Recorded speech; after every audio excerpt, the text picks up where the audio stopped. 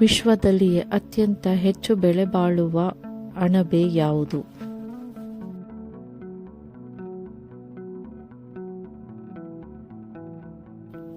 ಯಾರ್ಸಾ ಗುಂಬಾ. ಇದನ್ನು ಹಿಮಾಲಯದ ಚಿನ್ನ ಮತ್ತು ಕ್ಯಾಟರ್ಪಿಲ್ಲರ್ ಫಂಗಸ್ ಎಂದು ಕರೆಯುತ್ತಾರೆ. ಇದು ಕೀಟ ಮತ್ತು ಶಿಲೀಂಧ್ರದ ಮಿಶ್ರಣವಾಗಿದೆ. ಹಿಮಾಲಯದ ಅತಿ ಎತ್ತರದ ಪ್ರದೇಶಗಳಲ್ಲಿ ಅಂದರೆ ನೇಪಾಳ, ಟಿಬೆಟ್, ಭೂತಾನ್ ಮತ್ತು ಭಾರತದ ಉತ್ತರಾಖಂಡ ಪ್ರದೇಶಗಳಲ್ಲಿ ಕಂಡುಬರುತ್ತದೆ. ಚಳಿಗಾಲದಲ್ಲಿ ಶಿಲೀಂಧ್ರವು ಹುಳುವಿನ ದೇಹದ ಪೋಷಕಾಂಶಗಳನ್ನು ತಿಂದು ಅದನ್ನು ಒಳಗಿನಿಂದ ಸಾಯಿಸುತ್ತದೆ. ಬೇಸಿಗೆಯಲ್ಲಿ ಹಿಮ ಕರಗಿದಾಗ ಸತ್ತ ಹುಳುವಿನ ತಲೆಯಿಂದ ಒಂದು ಸಣ್ಣ ಕಡ್ಡಿಯಂತಹ ಮೊಳಕೆ ಮಣ್ಣಿನ ಮೇಲೆ ಕಾಣಿಸಿಕೊಳ್ಳುತ್ತದೆ. ಅಂದರೆ ಇದರ ಅರ್ಧ ಹುಳು ಮತ್ತು ಅರ್ಧ ಸಸ್ಯದಂತೆ ಕಾಣುವ ಒಂದು ಅಪರೂಪದ ವಸ್ತು.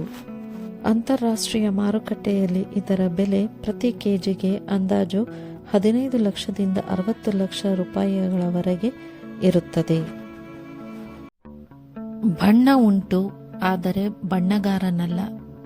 ರೆಕ್ಕೆ ಉಂಟು, ಹಕ್ಕಿಯಲ್ಲ. ಹೂವಿನ ಮೇಲೆ ಕೂರುತ್ತೇನೆ, ಆದರೆ ದುಂಬಿಯಲ್ಲ.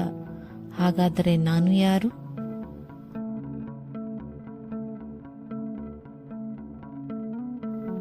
ಉತ್ತರವನ್ನು ಕಮೆಂಟ್ ಮಾಡಿ. ನಾಲ್ವಡಿ ಕೃಷ್ಣರಾಜ ಒಡೆಯರ್ ಅವರಿಗೆ ರಾಜರ್ಷಿ ಎಂಬ ಬಿರುದು ನೀಡಿದವರು ಯಾರು?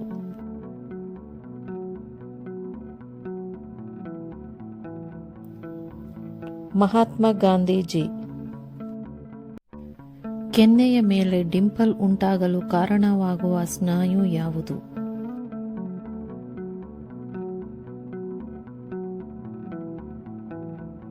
ಝೈಗೋಮ್ಯಾಟಿಕಸ್ ಮೇಜರ್. ಆಫ್ಲೈನ್ ಡಿಜಿಟಲ್ ರೂಪಾಯಿ ಯಾವ ಸಂಸ್ಥೆಯು ಬಿಡುಗಡೆ ಮಾಡುತ್ತದೆ?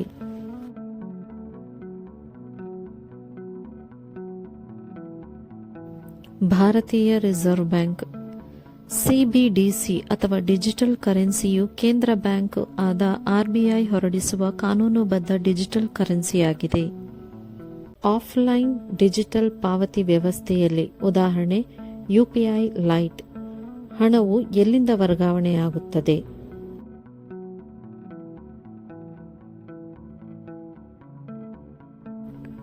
ಬಳಕೆದಾರನ ಬ್ಯಾಂಕ್ ಖಾತೆಯಿಂದ. ಆಫ್ಲೈನ್ ಪಾವತಿಗಳು ಬ್ಯಾಂಕ್ ಖಾತೆಯಲ್ಲಿರುವ ಮೊತ್ತವನ್ನು ಆಧರಿಸಿ ನಡೆಯುತ್ತವೆ, ಆದರೆ ವಹಿವಾಟು ಆಫ್ಲೈನ್ನಲ್ಲಿ ಸಾಧ್ಯವಾಗುತ್ತದೆ. ಆಫ್ಲೈನ್ ಡಿಜಿಟಲ್ ರೂಪಾಯಿ ಮತ್ತು ಆಫ್ಲೈನ್ ಡಿಜಿಟಲ್ ಪಾವತಿಗಳ ನಡುವಿನ ಪ್ರಮುಖ ವ್ಯತ್ಯಾಸವೇನು?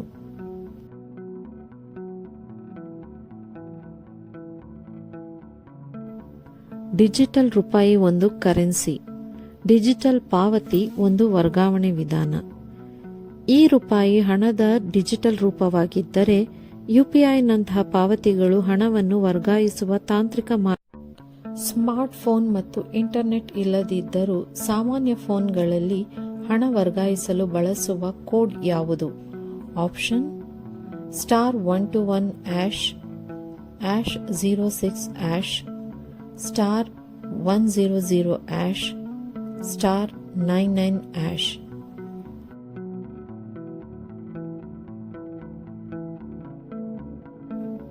ಉತ್ತರವನ್ನು ಕಮೆಂಟ್ ಮಾಡಿ ತಿಳಿಸಿ. ಆಫ್ಲೈನ್ ಡಿಜಿಟಲ್ ರೂಪಾಯಿಯ ವಹಿವಾಟು ಯಾರ ಮೂಲಕ ನಡೆಯುತ್ತದೆ?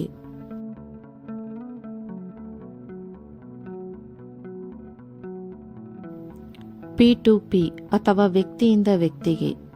ಡಿಜಿಟಲ್ ರೂಪಾಯಿಯು ಬ್ಯಾಂಕ್ ಮಧ್ಯಸ್ಥಿಕೆ ಇಲ್ಲದೆ ನೇರವಾಗಿ ಒಬ್ಬರ ವ್ಯಾಲೆಟ್ನಿಂದ ಇನ್ನೊಬ್ಬರ ವ್ಯಾಲೆಟ್ಗೆ ವರ್ಗಾವಣೆಯಾಗುತ್ತದೆ. ಯಾವ ದೇವಾಲಯವನ್ನು ದೇವಾಲಯಗಳ ಚಕ್ರವರ್ತಿ ಎಂದು ಕರೆಯಲಾಗುತ್ತದೆ?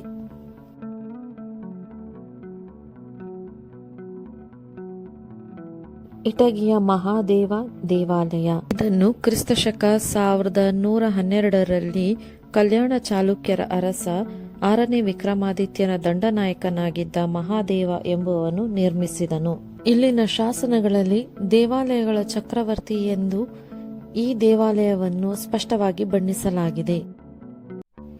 ಇಟಗಿಯ ಮಹಾದೇವ ದೇವಾಲಯವು ಪ್ರಸ್ತುತ ಕರ್ನಾಟಕದ ಯಾವ ಜಿಲ್ಲೆಯಲ್ಲಿದೆ?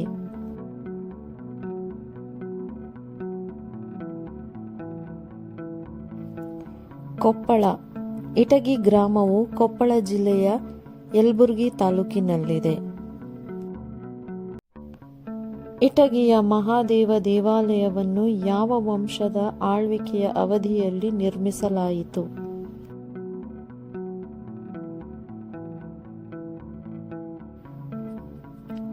ಕಲ್ಯಾಣಿ ಚಾಲುಕ್ಯರು. ಇಟಗಿಯ ಮಹಾದೇವ ದೇವಾಲಯವು ಕಲ್ಯಾಣ ಚಾಲುಕ್ಯರ ವಾಸ್ತುಶಿಲ್ಪದ ಅತ್ಯುನ್ನತ ಉದಾಹರಣೆಯಾಗಿದೆ. ಇಟಗಿಯ ಮಹಾದೇವ ದೇವಾಲಯವನ್ನು ನಿರ್ಮಿಸಿದವರು ಯಾರು?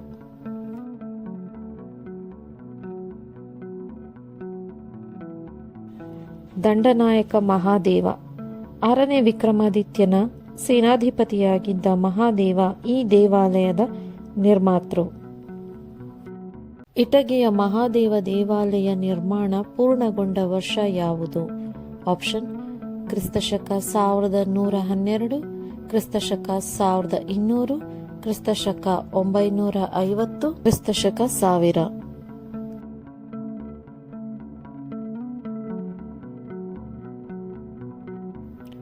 ಉತ್ತರವನ್ನು ಕಮೆಂಟ್ ಮಾಡಿ ತಿಳಿಸಿ.